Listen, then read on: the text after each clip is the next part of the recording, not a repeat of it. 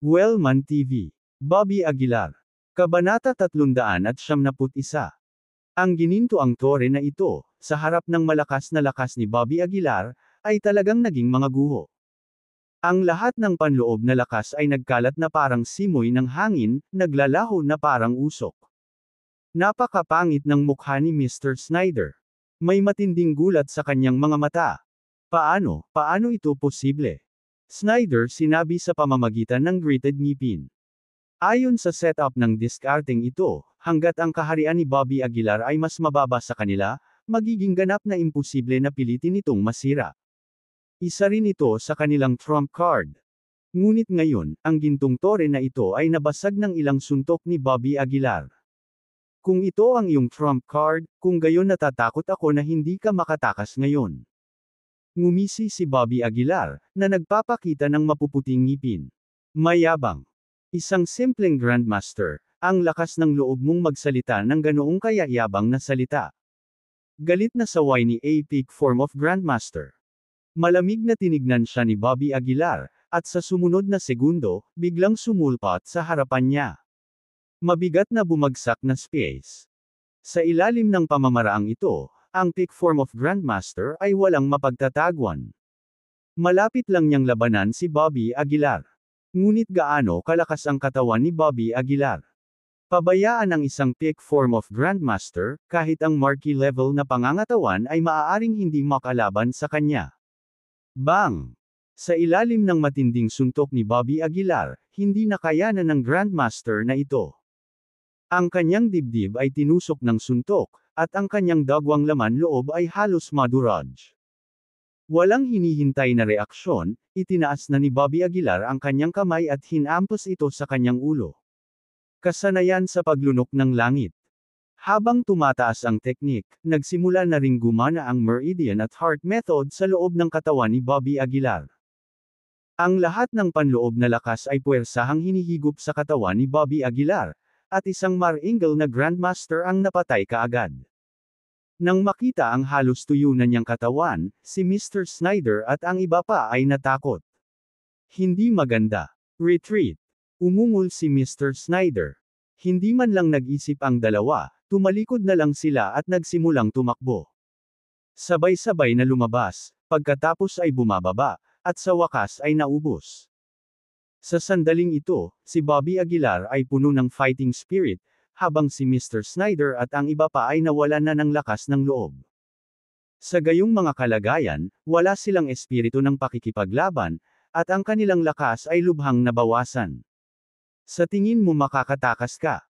Pinaikit ni Bobby Aguilar ang kanyang mga mata, tumapak sa shrinking ground into an inch technique, at agad na naabutan. Mr. Snyder, pipigilan ko siya, kumuha ka ng reinforcements. Sigaw ng kasama ni Mr. Snyder. Ngunit hindi lumingon si Mr. Snyder, tuluyang nawalan ng lakas ng loob. Nag-igting ang Grandmaster at biglang tinapakan ang kanyang mga paa, na naging dahilan upang ma-distort ang espasyo sa harap ni Bobby Aguilar. Sumunod, tila pinaghigpitan ang katawan ni Bobby Aguilar sa ibang espasyo. Ha! Napataas ang kilay ni Bobby Aguilar, at hindi maiwasang mapangiti. Nakita na niya ang discarding ito noon, na siyang special spell na ginamit ni Colt Kirby. Sa tingin mo ay mapipigilan pa ako ng iyong diskarte? Ngumisi si Bobby Aguilar. Ang pamamaraan na ito ay maaaring gumamit ng lambot upang masakop ang lakas, hanggat ang iyong kamao ay mabangis, maaari itong matuno ng banayad na puwersang ito, Bobby Aguilar, ikaw. Boom! Bago pa niya matapos ang pagsasalita, nabasag sa tagiliran ang gininto ang kamao ni Bobby Aguilar. Sa ilalim ng napakalaking puwersang ito, ang espasyong ito ay nagsimulang masira. Sino ang nagsabi sa iyo na maaari mo lamang gamitin ang lambot upang masakop ang lakas? Hanggat ang kapangyarihan ay sapat na malakas, anumang malambot na puwersa ay hindi nagkakahalaga ng pagbanggit. Ngumisi si Bobby Aguilar. Paano ito posible? Nakatitig ang Grandmaster sa mata. Walang oras sa pagsasalita si Bobby Aguilar, agad siyang humakbang at itinaas ang kamay para gamitin ang Heaven Swallowing skill. Matapos siyang patayin, ginamit muli ni Bobby Aguilar ang Shrinking Ground into an Inch technique, na tumakbo patungo sa direksyon na tinatakasan ni Mr. Snyder. Bilang peak form ng Grandmaster, natural na mabilis ang bilis ni Mr. Snyder. Bagamat wala pang 5 minuto, nakatakas na si Mr. Snyder ilang kilometro ang layo. Ang pagtakbo ng buong bilis ay naubos ang kanyang lakas sa loob. Bilang karagdagan, si G. Snyder ay nasugatan ng malubha, kaya sa sandaling ito, siya ay pagod at bumagsak sa isang kakahuyan, na tila walang buhay. Hindi na siya dapat nahuli. Lihim na nag-isip si Mr. Snyder. Pinunasan niya ang pawis sa kanyang noo at nagngangalit ang kanyang mga ngipin, sinabing, may kakaiba kay Bobby Aguilar. Hindi siya masusukat ng sentido komun, at kailangan kong ipaalam kay Mr. Taylor sa lalong madaling panahon. Masyado kang tapat, iniisip pa rin ang pamilya Taylor kahit sa ngayon. Maya-maya lang ay narinig ang boses ni Bobby Aguilar sa tabi ng tenga niya. Agad na nagbago ang mukha ni Mr. Snyder. Nagmamadali siyang lumingon kay Bobby Aguilar, na may bakas ng gulat sa mga mata. Mr. Snyder, hindi ka makakatakas. Malamig na sabi ni Bobby Aguilar. Tulad ng sinabi ni Bobby Aguilar, si G. Snyder ay napagod sa puntong ito, at ang kanyang mga pagkakataong makatakas ay halos zero. Malamig ang mukha ni Mr. Snyder habang nagngangalit ang kanyang mga ngipin at sinabing, Bobby Aguilar, ano ang silbi ng pagpatay sa akin? Sa harap ng pamilya Taylor, isa kang payaso. Kung gugustuhin ng pamilya Taylor, maaari silang mag-imbita ng isang Marshal Marquis o kahit isang Marshal Saint na pumatay sa iyo. Mr. Snyder gritted kanyang ngipin. Marshal Marquis. Marshal Saint. Ano yun? May bakas ng pagkagulat sa mga mata ni Bobby Aguilar. Malamig na ngumuso si Mr. Snyder, hindi mo kailangang malaman. Bobby Aguilar, maaari ka pa ring magsisi ngayon, baka makapagsumamo ako para sa iyo, at hayaan kang sumapi sa pamilya Taylor, na maging isa sa atin. Sa oras na iyon, hindi mo na kailangang makipag-away ng ganito, sa kabaligtaran, kahit saan ka pumunta, igagalang ka. May kaunting pananabik sa tono ni Mr. Snyder. Ngumisi si Bobby Aguilar, oo, saan man ako magpunta, igagalang ako, ngunit kung yuyuko lang ako at magpapasakop sa iyong amo, di ba? Natigilan si Mr. Snyder at nagngangalit ang kanyang mga ngipin, para mabuhay sa mundong ito, dapat yumuko. Ang tinatawag na kalayaan ay walang iba kundi usapan ng bata. Dinilaan ni Bobby Aguilar ang kanyang mga labi at sinabing, hindi ko kayang maging alipin at masunurin, kaya pinili kong lumaban. Kung ang lahat ay katulad mo, ang mga nakatayo sa tuktok ng pyramid ay palaging magiging parehong grupo ng mga tao. At ang mga taong tulad ko, ipinanganak sa ibaba, ay hindi magkakaroon ng pagkakataong bumangon. Nang marinig ang mga salita ni Bobby Aguilar, may bahid ng emosyon sa mga mata ni Mr. Snyder. Malamig na sabi ni Bobby Aguilar, Mr. Snyder, basta umalis ka sa pamilya Taylor, kaya kung iligtas ang buhay mo, pwede ka nang umalis. Bahagyang nagbago ang mukha ni Mr. Snyder, tinitigan niya si Bobby Aguilar at sinabing, pinapaalis mo ba talaga ako? Oo. Tumalikod si Bobby Aguilar, at aalis na sana. Ngunit sa sandaling ito, isang bakas ng kabaliwan ang sumili sa mga mata ni Mr. Snyder. Hinawakan niya ang isang espesyal na punyal at marahas na sinaksak ito sa likod ni Bobby Aguilar. Bang! Gayunpaman, nang malapit nang mahawakan ng kanyang punyal si Bobby Aguilar, ito ay sinampal ni Bobby Aguilar sa ulo. Sa sampal na ito, nabasag ang bungo ni Mr. Snyder. Bumagsak ang kanyang malaking katawan. Sa pagtingin sa katawan ni Mr. Snyder, isang bakas ng awa ang bumangon sa puso ni Bobby Aguilar. Para kay G. Snyder, ang kanyang tinatawag na kaluwalhatian ay walang iba kundi ang pagkakaloob ng pamilya Taylor, at hindi na siya isang kumpletong individual. Ang konseptong ito ay malalim na nakaugat, at paano ito mababago ng mga salita ni Bobby Aguilar. Para sa kanya, ang pagpatay kay Bobby Aguilar, pagtanggap ng mga gantimpala, at pagpapalit para sa mas malalaking prospect ang tanging ninanais niya sa buhay. Kung tungkol sa tama at mali sa mundo, ito ay isang bagay lamang ng iba't ibang mga pananaw at paglihis. Kabanata 372. Matapos patayin si G. Snyder, bumalik si Bobby Aguilar sa Stone Tablet malapit sa River Town. Nakatayo doon sina Edward Green at Sofia Carrillo, hindi alam ang gagawin. Sa kanilang lakas, hindi nila posibleng maabutan si Bobby Aguilar. Sana ayos lang si Mr. Aguilar, napalunok si Edward Green na kinakabahan, nagsasalita ng may takot. Pinandilatan siya ni Sofia at pinagalitan, isara mo yang bibig mo. Mahinang bamulong si Edward Green, natatakot lang ako na may bitag.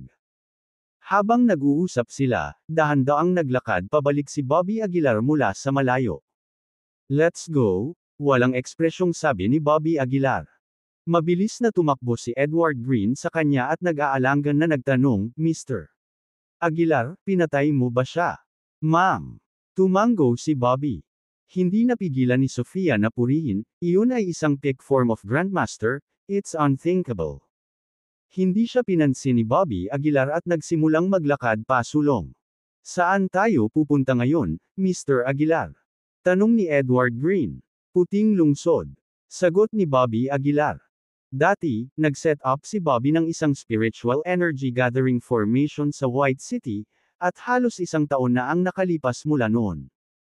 Sa ngayon, dapat ay may malaking halaga ng China na tipon sa formation, kaya oras na para bumalik at suriin ito. Kinabukasan. Nagmamadali silang tatlo pabalik sa White City mula sa River Town. Ang pagbuo ng espiritual na pagtitipon ng enerhiya ay una nang naiset up sa isang lugar ng turista, kaya pagkatapos ng mahabang panahon, dapat na maraming mga bisita dito. Gayunpaman, sa sorpresa ni Bobby, nalaman nila na ang lugar na ito ay hindi nagbukas para sa negosyo. Sa pagtingin sa iba't ibang pasilidad sa loob na tapos na, hindi maiwasan ni Bobby na maging kakaiba ito. Paano posible na hindi pa ito nagbubukas pagkatapos ng mahabang panahon? Kumunat ang noo ni Bobby Aguilar. Nang makarating sila sa entrance ay mabilis na pinigilan ng security personnel si Bobby. Ang lugar na ito ay hindi bukas para sa negosyo, kaya dapat kang pumunta sa ibang lugar, sabi ng lalaki sa pintuan. Itinuro ni Bobby ang lugar ng turista at sinabing, Bobby Aguilar ang pangalan ko, at ako ang may-ari rito. Yung may-ari. Napakamot sa ulo ang lalaki na tila naguguluhan. Hindi siya pinansin ni Bobby at nagpatuloy sa pagtatanong, isang taon na rin simula noong natapos ang lugar na ito, di ba? Bakit hindi pa nagbubukas? Ang sabi ng lalaki, mukhang na-requisition sa loob, kaya naantala ang pagbubukas. Requisitioned. Saang unit? Tanong ni Bobby Aguilar. Awkward na tumawa ang lalaki, wag mo na akong tanungin, dorman lang ako. Hindi na nagsalita pa si Bobby, at pinona niya si Edward Green at ang iba pa sa loob. Mabilis na pinahinto ng doorman si Bobby at sinabing, dapat kang mag-sign in muna, baka ma-accident. Tumango si Bobby, sinundan ng lalaki sa security room, nilagdaan ang kanyang pangalan, at pagkatapos ay tumungo sa direksyon ng pagbuo ng espiritual na pagtitipon ng enerhiya. Hindi nagtagal, dumating silang tatlo malapit sa pormasayo ng pagtitipon ng espiritual na enerhiya. Sa kahilingan ni Bobby, ang lugar na ito ay itinayong muli. Matataas na pader ang itinayo sa paligid, at may katamtamang laki sa loob na vilya para makapagpahinga. Naglakad si Bobby papunta sa entrance at sinubukang itulak ang pinto ngunit nakita niyang nakalock ito. May naglock talaga ng sarili kong bahay. Napuno agad ng galit si Bobby Aguilar. Hinawakan niya ang bakal na kandado at pilit na pinutol sa kalahati. Bumukas ang pinto, ngunit laking gulat ni Bobby, wala man lang bahid ng espiritual na enerhiya rito. Halos isang taon ang pagtitipon ng espiritual na enerhiya, at walang espiritual na enerhiya ang naramdaman. Paano ito naging posible? Sino ang nagpapasok sa iyo? Sa sandaling ito, isang medyo may edad na lalaki ang mabilis na naglakad patungo kay Bobby Aguilar. Malamig na tiningnan ni Bobby ang nasa katanghaliang gulang na ito at sinabing, ako dapat ang magtatanong sa iyo niyan. Nang walang pahintulot ko, sino ang nagpapasok sa iyo sa aking bahay? Bahay mo. Tiningnan ng nasa katanghaliang gulang na lalaki si Bobby Aguilar pataas at pababa. Matagal nang ni-requisition ang lugar na ito at ngayon ay kabilang sa base ng ating River North Martial Arts Association. Bahay mo pa ba? Ngumisi ang nasa katanghaliang gulang na lalaki. Base ng River North Martial Arts Association. Nang walang pahintulot ko, na-requisition mo ang bahay ko. Sinong nagbigay sa'yo niyan? Lalong nanlamig ang mukha ni Bobby. Ang nasa katanghaliang gulang na lalaki ay naiinip na nagsabi, huwag kang magsalita ng walang kaparirikan, umalis ka rito, o huwag mo akong sisihin sa pagiging hindi magalang. Nang matapos niyang sabihin iyon, inabot niya iyon para itulak si Bobby Aguilar palayo. Agad na hinawakan ni Bobby Aguilar ang kanyang palso at itinapon siya palabas. Mabigat na bumagsak sa lupa ang nasa katanghaliang gulang na lalaki, na may pananakit sa iba't ibang bahagi ng kanyang katawan. You dare to hit me. Alam mo ba kung sino ako? Galit na umungol ang nasa katanghaliang gulang na lalaki. Malamig na tiningnan siya ni Bobby Aguilar at sinabing, bumalik ka at sabihin sa presidente ng iyong asosasyon na pumunta at humingi ng tawad sa akin, at pag-uusapan natin ang kabayaran. Sige. Maghintay ka lang. Itinuro ng medyo may edad na lalaki si Bobby Aguilar at tumalikod para tumakbo palayo. Ang River North Martial Arts Association ay talagang masungit. Hindi napigilan ni Edward Green ang pagmumura. Malamig na sinabi ni Bobby Aguilar, sila ay lumalabag sa aking bahay at ginagamit ang aking espiritual na pagtitipon ng enerhiya. Mas mabuting bigyan nila ako ng makatwirang paliwanag. Pagkatapos sabihin iyon, tumalikod si Bobby Aguilar at naglakad papasok sa villa. Walang laman ang malaking villa na ito, inilipat ang iba't ibang kasangkapan at pasilidad. May mga bagay tulad ng isang pribadong sinehan, gym, at lahat ng iba pang maaaring gusto ng isang tao. Sa isang sulyap, parang bakasyunan. Ang mga bastos na ito ay talagang marunong magsaya. Ungol ni Edward Green habang nakahiga sa massage chair. Si Sofia naman ay parang medyo natigilan, nakatayo doon na parang naliligaw. Sumulyap si Bobby Aguilar sa kanya at sinabing, maghanap ka ng silid para sa iyong sarili na makapagpahinga. Mula ngayon, pansamantala kayong mananatili rito. Ang dahilan ng pagpili sa lugar na ito ay ang natural na espiritual na enerhiya dito ay medyo mayaman, at ang espasyo ay sapat na malaki. Dahil hindi pa ito nagbukas para sa negosyo, nagpasya na lang si Bobby na tanggalin ang buong tourist area at gawing residential housing. Tungkol sa kung ano ang nais niyang gawin partikular, walang nakakaalam. Habang ini-inspeksyon ang villa, natuklasan ni Bobby Aguilar ang pribadong damit sa ilang silid. Ang mga damit na ito ay walang ingat na inihagi sa mga mesa at kama, mukhang bastos. Sumimangot si Bobby, at baka sa mukha niya ang sama ng loob. Matapos ay requisition ng River North Martial Arts Association ang lugar, ginamit ba nila ito para sa mga bagay na ito? Sila ay tumatakbo ng ligaw. Matapos linisin ang mga bastos na bagay na ito, tuluyang nahiga si Bobby Aguilar sa sofa. Kinuha niya ang kanyang cellphone at binuksan ang Martial Arts Forum. Sa forum, nagkaroon pa rin ng mga talakayan tungkol kay Bobby Aguilar. Karamihan sa mga talakayang ito ay nakasentro sa mga keyword tulad ng, manugang ng pamilya Taylor, Master of Medicine God Pavilion, mula sa ibaba hanggang sa itaas, at iba pa.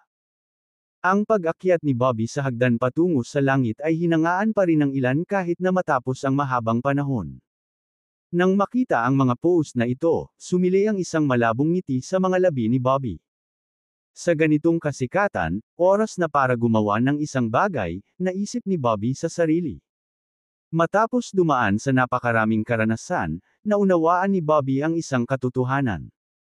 Ang kapangyarihan ng isang solong tao ay sa wakas ay limitado. Maaari siyang mamuhay ng masaya sa kanyang sarili, ngunit kung gusto niyang ibagsak ang mga maharlikang pamilya ng capital city, hinding-hindi ito magiging posible sa sarili niyang pagsisikap. Kaya naman, binalak din ni Bobby na i-rally ang sarili niyang team at kapangyarihan. Sa sandaling ito, nakita ni Bobby ang isang post. Ang pamagat ng post ay, Pyro's Martial Artists Potential List. Kabanata 373. Nakuha nga nito ang atensyon ni Bobby Aguilar. Agad niyang binuksan ang post, at mabilis na nakita ang isang listahan ng rangkang. Sa sorpresa ni Bobby, ang taong unang na-rank ay hindi ang kanyang sarili, ngunit isang taong nagngangalang Everest Levy. Napakaganda ng record ng Everest, dahil natalo niya ang ilang Grandmaster sa Grandmaster Realm. Ngayon ay matagumpay siyang nakapasok sa Grandmaster Realm, at siya ay itinuturing na numero 1 henyo sa rehiyon ng Central Plains. Bagamat wala siyang balita sa malakas na pagpasok ni Bobby sa hagdanan patungo sa langit, ang kanyang pundasyon ay napakatibay, at siya ay lubos na nagustuhan, na lubos na kaibahan sa dominanteng presensya ni Bobby. Higit sa lahat, mayroon siyang napakatanyag na master, na sinasabing numero 1 tao sa rehiyon ng Central Plains, na pinangalan ng Dudley Lynch. Sa patuloy na pagtingin sa listahan, si Bobby ay hindi pangalawa o pangatlo. Ikalima si Bobby. At ang sumunod kay Bobby ay si Evelyn Norton. Maliban kay Evelyn, isa pang pamilyar na mukha ang nakita ni Bobby. Ang taong iyon ay si Reginald Tucker. Talagang ikalima ako. Hinawakan ni Bobby ang kanyang baba. Logically speaking, hindi dapat ganito. Sa kanyang record ng pagkatalo sa 3 pick form Grandmaster sa Grandmaster pick, dapat ay kakaunti ang makakamit nito, di ba? Sa patuloy niyang pagbabasa, nakita niya ang pagsusuri sa listahan ng rankang, lalo na ang pagsusuri kay Bobby. Ang dahilan kung bakit nasa ikalima si Bobby Aguilar ay dahil napakaraming kaaway niya, at maliit ang posibilidad ng paglaki. If we disregard this factor, dapat makapasok siya sa top 3. Nang mabasa ito ni Bobby ay hindi napigil ang matawa. Naturally, hindi kumbinsido si Bobby sa pagraranggo na ito sa kaibuturan. Noon lang, biglang naramdaman ni Bobby ang ilang paghinga na dumaan sa labas. Bagamat hindi masyadong malakas ang mga hininga, narating nila ang Grandmaster Realm. Nang hindi na hinintay na mag-react si Bobby, may kumatok sa pinto. Nasa bahay ba si Mr. Aguilar? Isang medyo matandang boses ang pumasok. Tumayo si Bobby at binuksan ang pinto. Sa labas ng pinto ay nakatayo ang 2 lalaki, isang matanda at isang bata. Ang mas matanda ay mukhang nasa edad 50, at ang nakababata ay nasa 20s lamang. Sino ka? Napatingin si Bobby sa dalawa at nagtanong. Ang matandang lalaki ay nagbigay ng business card at magalang na sinabi, "Ikaw ay si Bobby Aguilar, ang hari ng Choiseul. Ito ang card ko." Sa pagtanggap ng card, natuklasan ni Bobby na ang lalaki ay ang presidente ng River North Martial Arts Association, si Jordan Yoder. Presidente ng River North Martial Arts Association. Nagtaas ng kilay si Bobby, at sumilay ang malamig na ngiti sa gilid ng kanyang bibig. Mabilis silang dumating. "Pasok na po kayo." Tumabi si Bobby at pinapasok ang dalawa. Pagkatapos nilang maupo, magalang na nagpaliwanag si Jordan Yoder, "Mr. Aguilar, I'm really sorry for using your place without your permission." Ngumisi si Bobby, "President Yoder, iligtas mo ako sa mga kasiyahan." Napabuntong hininga si Jordan Yoder, "Actually, ayoko rin, pero bilang presidente ng River North Region, kailangan kong mag-ambag sa pag-unlad ng ating asosasyon, di ba? Iyon ang dahilan kung bakit naglakbay ako sa halos lahat ng River North Region sa lahat ng mga taon na ito. Sinusubukan kong makahanap ng angkop na lugar para sa paglilinang, para magamit ng mga miyembro ng aming asosasyon. So pinili mo ang bahay ko. At pumasok nang walang pahintulot ko." Malamig na tanong ni Bobby. Humingi muli ng paumanhin si Jordan Yoder, "I'm really sorry. Sana maintindihan mo ang aking mabuting hangarin. Lahat ng ginagawa ko ay para sa pagpapaunlad ng asosasyon." Nanatiling tahimik si Bobby, ngunit ang kanyang puso ay napuno ng malamig na pagtawa. "Mr. Aguilar, ikaw na ngayon ang ipinagmamalaki ng ating River North Region. Hindi kalabisan na tawagin kang hari ng River North." Nang makitang hindi nagsasalita si Bobby Aguilar, sinimulan siyang purihin ni Jordan Yoder. Kung ordinaryong tao lang, siguradong nambola sila sa mga salita niya. Sa kasamaang palad, si Bobby Aguilar ay hindi humanga dito. "President Yoder, nag-set up ako ng spiritual energy gathering formation dito at nakaipon ako ng halos 1 taon na halaga ng chi," malamig na sabi ni Bobby. "Ngayong ubos na ang chi, paano natin ito aayusin?" Malamig na tanong ni Bobby. Nag-isip sandali si Jordan Yoder at sinabing, well, vacant pa rin ang posisyon ng Vice President ng River North Martial Arts Association. Hindi ko alam kung interesado si Mr. Aguilar. Vice President. Medyo nagulat ito kay Bobby. Sinabi ni Jordan Yoder, oo, matagal na kitang gustong imbitahan, ngunit hindi ako nagkaroon ng pagkakataon. Sabi nga sa kasabihan, huwag mong patulan ang nakangiting mukha. Mahirap para sa mga tao na sisihin si Yoder sa kanyang saloobin. Gayunpaman, para kay Bobby, ayaw niyang masangkot sa mga ganitong organisasyon. Kaya, umiling si Bobby at sinabing, kalimutan mo na ang tungkol sa vice-presidente. Paano ito, bibigyan mo ako ng 100 taon na materyal na panggamot, at tatawagan natin ito. Hindi naman talaga kailangan ni Bobby ng 100 taong panggamot na materyal. Ang dahilan kung bakit niya ito sinabi ay para lamang turuan si Jordan Yoder ng isang maliit na leksyon. Gayunpaman, hindi napigilan ni Jordan Yoder na sumimangot, mukhang medyo problemado.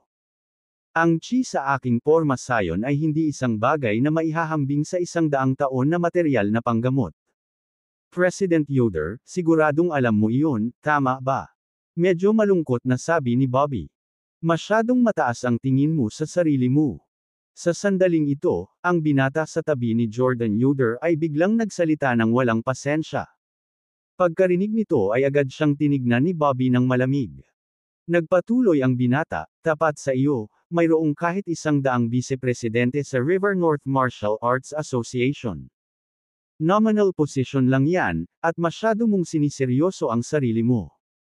Ang River North Martial Arts Association na nag-imbita sa iyo ay iyong pagpapala, alam mo ba iyon?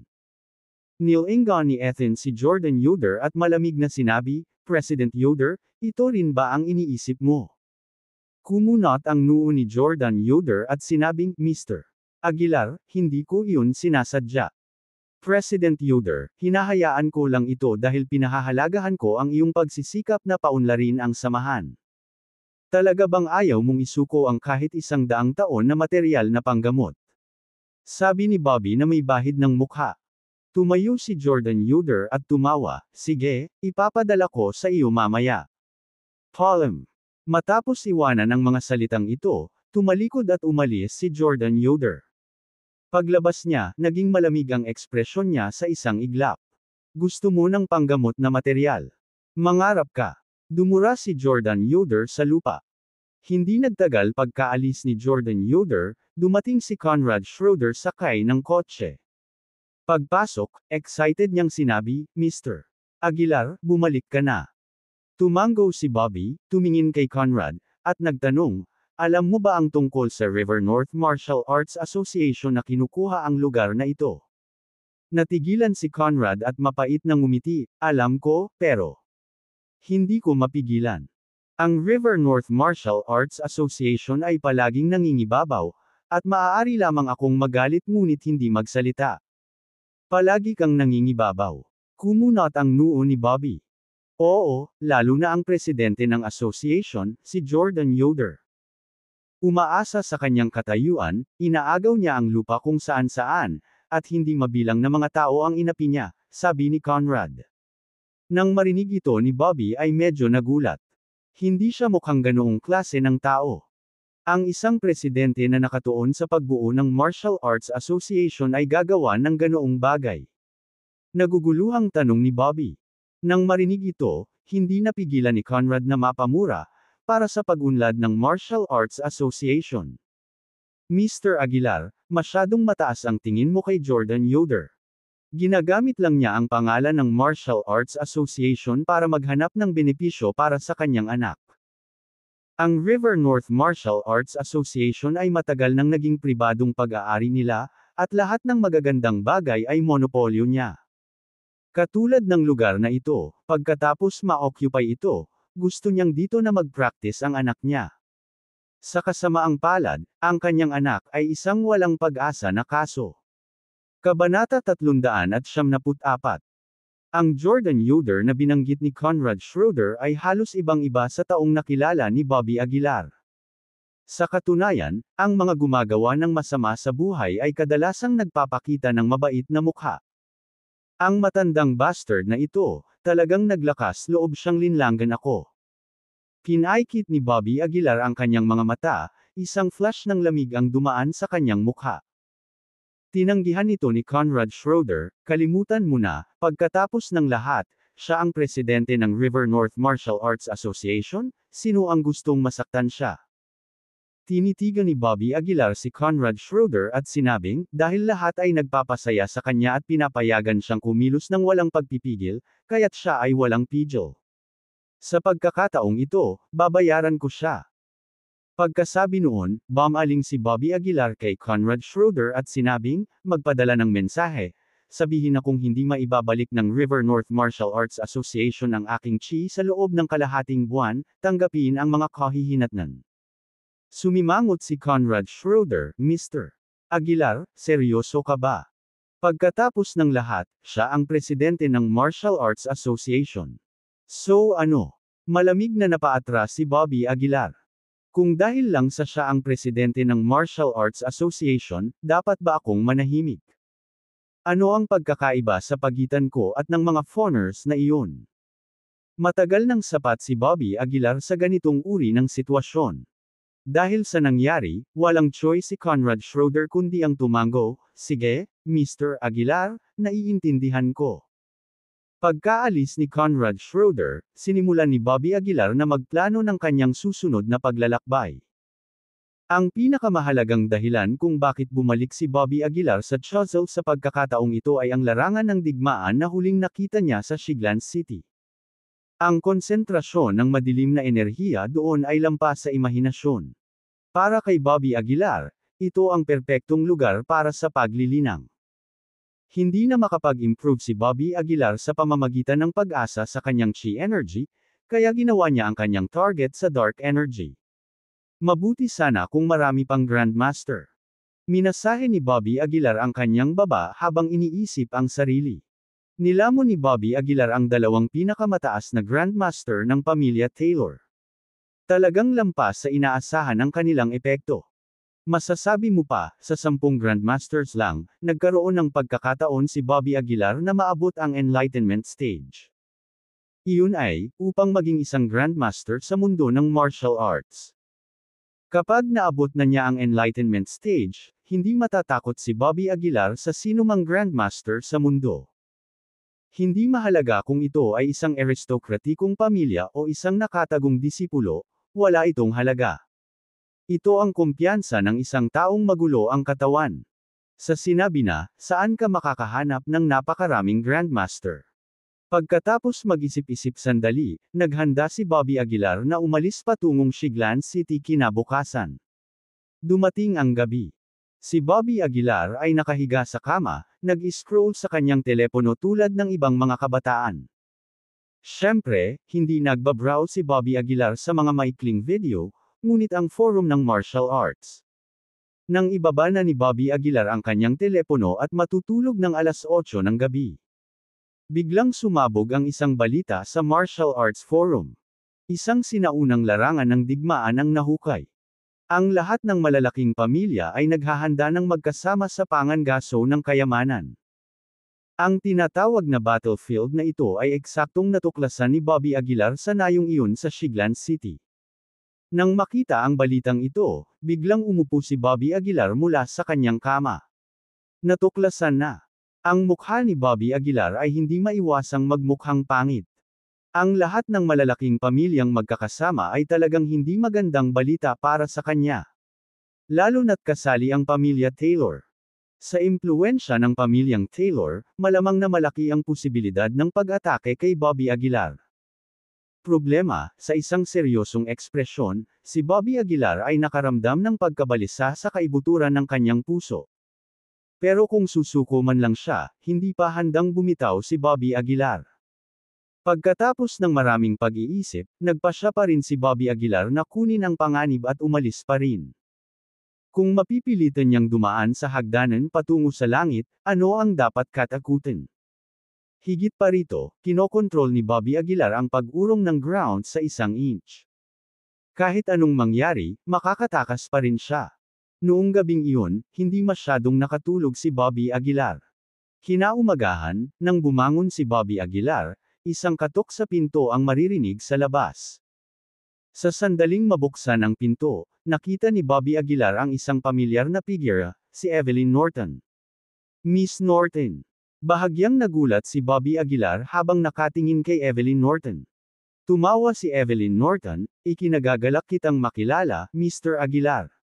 Inimbitahan kaagad ni Bobby Aguilar si Evelyn Norton sa silid, at pagkatapos ay nagutos, "Sofia, pumunta ka at buhusan si Miss Norton ng isang tasa ng tubig." Mariing tinitigan ni Sofia si Evelyn Norton, may bahid pa nga ng inggit ang mga mata nito. "Anong tinitingin-tingin mo? Halika at gumawa ng tsaa." Inilibot ni Bobby Aguilar ang kanyang mga mata. Matapos paalisan si Sofia, tumawa si Evelyn Norton, "Mr. Aguilar, medyo nakakagawa ka ng pangalan para sa sarili mo nitong mga nakaraang araw. Huwag mo akong pagtawanan dahil sa pagiging sikat." Ikinaway ni Bobby Aguilar ang kanyang kamay. Tinakpan ni Evelyn Norton ang kanyang bibig at tumawa, "Mr. Si Aguilar ay masyadong mahinhin, pagkatapos ng lahat, ang pagpilit sa iyong daan sa hagdanan patungo sa langit ay ginagawa kang una sa kasaysayan." Totoo yun, dahil kahit si Jackson Harris ay nabigo. "Miss Norton, may kailangan ka ba sa akin?" Tanong ni Bobby Aguilar. Magiliw na sinabi ni Evelyn Norton, "Hindi ba kita hahanapin kung wala akong gagawin? Tara, pag-usapan natin ang negosyo." Ikinaway ni Bobby Aguilar ang kanyang kamay. Seryosong sinabi ni Evelyn Norton, "Nahukay ang isang larangan ng digmaan sa Choiseul, dapat mong malaman ang tungkol sa balitang ito, tama ba?" Natahimik sandali si Bobby Aguilar, pagkatapos ay tumango, "Para sabihin sa iyo ang totoo, aalis na ako. Alam mo bang nagpadala na rin ng mga tao ang pamilya Taylor?" Medyo nagulat na sabi ni Evelyn Norton. Mapait na ngiti ang ibinigay ni Bobby Aguilar, "Ano ang magagawa ko dito? Napakahalaga sa akin ang larangang ito, anuman ang mangyari, kailangan kong suriin ito." Nang marinig ang mga salitang ito, mahinang sinabi ni Evelyn Norton, "Mr. Aguilar, may paraan ako para matiyak na ligtas ka." "Oh." Bahagyang nagulat si Bobby Aguilar. Iniunat ni Evelyn Norton ang kanyang kamay at isang sombrero ang lumitaw sa kanyang palad. Ang sombrero na ito ay mukhang medyo hindi pangkaraniwang, sa ilalim ng sikat ng araw, ito ay naglabas ng madilim na berdeng glow. "Saan galing itong berdeng sombrero?" bulong ni Bobby Aguilar. Hindi nagpaliwanag si Evelyn Norton bagkus ay isinuot sa kanyang ulo ang sombrero. Sa sandaling isuot niya ang kanyang sombrero, ang mukha ni Evelyn Norton ay natatakpan ng isang magaan at makapal na fog. Sa ilalim ng hamog na ito, maging ang mga mata ni Bobby Aguilar ay hindi makita ang mukha ni Evelyn Norton. Ano ang bagay na ito?" Nagulat agad si Bobby Aguilar. Binanggit ni Evelyn Norton, "Ito ay isang banal na artifact na hindi ko sinasadyang nakuha mula sa auction, maaaring ito lang ang kailangan mo." Nang marinig ito, wala nang pakialam si Bobby Aguilar kung ito ay berde o hindi, inalis niya ang sombrero, at tuwang-tuwang sinabi, "Ito mismo ang kailangan ko." Sinabi ni Evelyn Norton sa isang monotone, "Mr. Aguilar, maaari kong ibigay sa iyo ang sombrero na ito, ngunit mayroon akong dalawang kondisyon." "Miss Norton, mangyaring sabihin ang iyong mga kondisyon." Walang pagdadalawang isip na sabi ni Bobby Aguilar. Humalaklak si Evelyn Norton, "Una, kung talagang may makukuha tayo mula sa larangan ng digmaan, gusto ko ang kalahati." "Okay, kaya mo pa ang lahat, walang problema." Tumawa si Bobby Aguilar. Pagkatapos ng lahat, ang pangunahing layunin ni Bobby Aguilar ay makalusot. Ang pangalawang kondisyon. Sa puntong ito, biglang naging seryoso ang mukha ni Evelyn Norton. Malamig niyang sinabi, "Gusto kong tulungan mo akong pumatay ng 2 tao." Kabanata 375. Pagpatay. Hindi napigilan ni Bobby Aguilar na itaas ang kanyang kilay. Ito ay medyo nakakagulat sa kanya. Sa lahat ng panahon, si Evelyn Norton ay tila isang taong walang galit. Ang lamig na ipinakita niya ngayon ay talagang hindi pa nagagawa. "Sabihin mo sa akin, sino ang dapat kong patayin?" Tumango si Bobby Aguilar. Nagsalita si Evelyn sa malalim na boses, "Una, Glenn Tucker. Pangalawa, si Saul Holt." Pareho silang pupunta sa larangan ng digmaan ngayon. Glenn Tucker, ang ama ni Reginald Tucker. Hula ni Bobby. Medyo nagulat si Evelyn, paano mo nalaman? Napangiti si Bobby, I guessed it. By the way, bakit mo gustong patayin ang dalawang ito? Bilang tugon, nanatiling tahimik si Evelyn. Gayunpaman, ang kanyang ekspresyon ay mukhang medyo hindi kasiya siya. Sa pag-aakalang maaaring mahirap banggitin ang usapin, binago ni Bobby ang paksa, ano ang antas ng kanilang paglilinang. Sumulyap si Evelyn kay Bobby at sinabing, matagal na silang nasa Grandmaster Peak, malakas ang kanilang lakas, at sikat sila sa rehiyon ng Central Plains. Grandmaster Peak. Hinaplos ni Bobby ang kanyang baba. Sa kanyang kasalukuyang antas ng cultivation, medyo mahirap na mabilis na kunin ang dalawang Grandmaster sa kanilang pick. Kung ito ay dumating sa isang malaking labanan, ang kanilang target ay malamang na malantad. Pangako ko sa iyo. Pagkatapos ng maraming pag-iisip, sa wakas ay tumanggo si Bobby bilang pagsang-ayon. Huminga ng malalim si Evelyn, iniyuko ang kanyang mga kamay, at sinabing, salamat, Mr. Aguilar. Natawa si Bobby, ako dapat ang magpasalamat sa iyo. Bagamat hindi alam ni Bobby ang nangyari, base sa ekspresyon ni Evelyn, tila nagtatanim siya ng matinding sama ng loob o puot. Speaking of this hat, hindi ba pwedeng ibang kulay? Napakamot ng ulo si Bobby. Ang pagsusuot ng berdeng sombrero sa kanyang ulo ay medyo kapansin-pansin.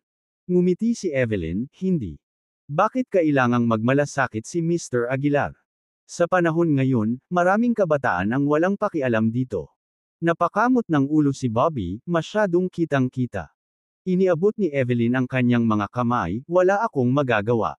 Kung hindi mo talaga matiis, hindi mo na kailangang magsuot. Ituloy lang natin to. Ungol ni Bobby. Ikinabot niya ang sombrero sa lupa, at mukhang cool. Bakit hindi ka lumahok sa iyong sarili? Tumingin si Bobby kay Evelyn at nagtanong. Nagkunwaring buntong hininga si Evelyn, Grandmaster lang ako. Wala akong husay tulad ni Mr. Aguilar. Kung talagang pupunta ako, natatakot ako na wala akong mapapala at makakatagpo lamang ng panganib. Iginala ni Bobby ang kanyang mga mata, Miss Norton, huwag maging mahinhin. Talagang hindi ka kasing simple ng iyong nakikita. Nagkunwaring takot si Evelyn, Mr. Aguilar, hindi ka basta-basta magsasabi ng mga ganyan. Isa lang akong mahinang babae. Hindi itinuloy ni Bobby ang pagbibiro kay Evelyn. Time was of the essence, so after saying his goodbye, sumakay siya ng kotse papuntang Shiglan City. Hindi nagtagal ay dumating ang grupo sa Shiglan City. Bobby, sasamahan kita. Sabi ni Sofia Carillo. Ipinikit ni Bobby ang kanyang mga mata, kung pupunta ka, malalantad ako. Hintayin mo na lang ako sa hotel. Pagkatapos, tumingin si Bobby kay Evelyn at sinabing, Miss Norton, pakiusap ingatan mo itong dalawa. Bahagyang sumandal si Evelyn at sinabing, Mr. Aguilar, sigurado ka. Walang sabi-sabing tumanggo si Bobby, at naghanda ng tumungo sa larangan ng digmaan sakay ng kanyang sasakyan. Sa sandaling ito, ang linya ng kwarentena sa paligid ng nayon ay inalis, at ang mga aristokratikong pamilya mula sa lahat ng dako ay dumating muli ng maaga. Bilang karagdagan sa mga anak ng mga aristokratikong pamilya, dumating din sa pinangyarihan ang ilang mga dalubhasa. Ito ay sapat na upang patunayan ang kahalagahan ng larangang ito. Hindi mapigilan ni Bobby ang pagkunot ng noo nang maramdaman niya ang kapaligiran. Noong una, akala niya ay hindi mabilang ang mga tao ngayon dito, ngunit hindi niya akalain na 100 tao lang ang nakikita. Ang lahat ng mga taong ito ay nasa peak form ng Grandmaster realm. Walang kahit isang ordinaryong Grandmaster. At si Bobby lang ang nasa Grandmaster level. No wonder hindi dumating si Evelyn. Inilabas ni Bobby ang kanyang dila, nakaramdam ng banayad na pakiramdam ng pagkabalisa sa kanyang puso. Ang sombrero sa kanyang ulo ay nakapansin na, at sa mababang antas, ito ay tila mas wala sa lugar. Gaya ng inaasahan, sa sandaling lumitaw si Bobby Aguilar, lahat ay tumingin sa kanya. Ha! Isang Grandmaster ang naglakas loob na pumunta dito. May sumimangot na sabi. At may suot na berdeng sombrero, may sira ba sa ulo niya? Isang langgam lamang, ngunit umaasa pa ring magnanasa sa kayamanan. Saglit, mahigit 100 tao ang nakatingin sa direksyon ni Bobby Aguilar. Bahagyang nagbago ang ekspresyon ni Bobby Aguilar. Nangyari na ang kinatatakutan niya. Mabilis na lumapit kay Bobby Aguilar ang grupong ito ng mga tao. Sino ang nagpaalam sa iyo? Malamig na tanong ng isang matandang lalaki na may puting buhok. Kumunot ang noo ni Bobby Aguilar at sinabing, mukhang walang pag-aari ang lugar na ito, kaya bakit hindi ako makakapunta? Humph, gusto mong ibahagi ang kayamanan sa iyong mga kakayahan. Labas ka na sa liga mo. May malamig na saway.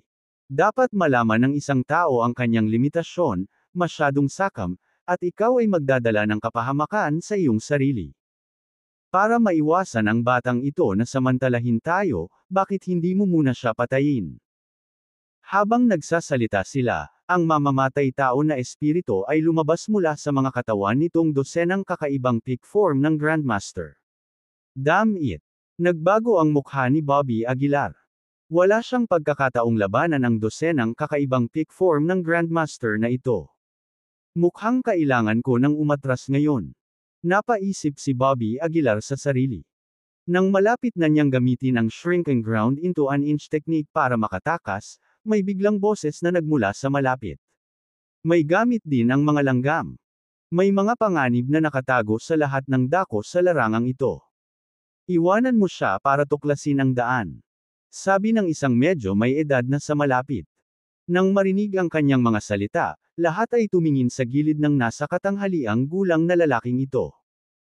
Ang eksena ay nahulog sa isang maikling katahimikan, ang bawat tao ay tila tinitimbang ang mga kalamangan at kahinaan.